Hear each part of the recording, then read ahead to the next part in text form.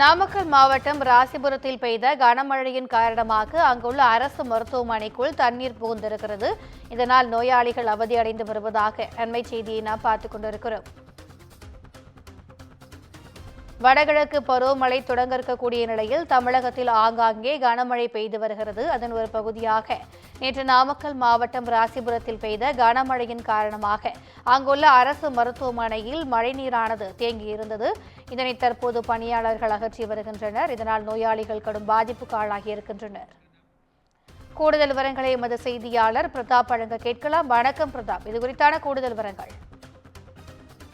பவித்ரா, நாமக்கல் மாவட்டம் ராசிபுரம் சுற்றுவட்டார பகுதிகளில் நேற்று இரவு 3 மணி நேரத்துக்கு மேலாக கனமழை பெய்தது. இதன் காரணமாக சாலையில் மழைநீர் பெருக்கெடுத்து ஓடிய நிலையில் கனமழை காரணமாக ராசிபுரம் அரசு மருத்துவமனையில் பெண்கள் பிரிவு மற்றும் ஆண்கள் பிரிவு உள்ள அறையில் மழைநீர் புகுந்ததால் பெண்கள் மற்றும் ஆண் நோயாளிகள் மழைநீர் விடிய பெய்த காரணத்தினால் நோயாளிகள் பெரிதும் சிரமத்துக்கு உள்ளாகினர். மேலும் தொடர்ந்து பெய்த கனமழையால் ராசிபுரம் புதிய பேருந்து நிலையம் நீரில் மூழ்கியது. இதனால் வாகனங்கள் செல்ல முடியாத நிலை ஏற்பட்டுள்ளது.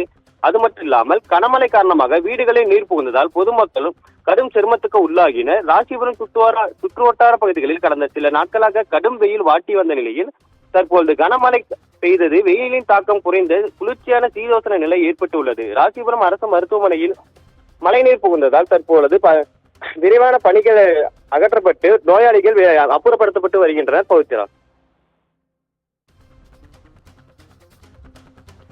கூடுதல் விவரங்களுக்கு நன்றி பிரதாப்.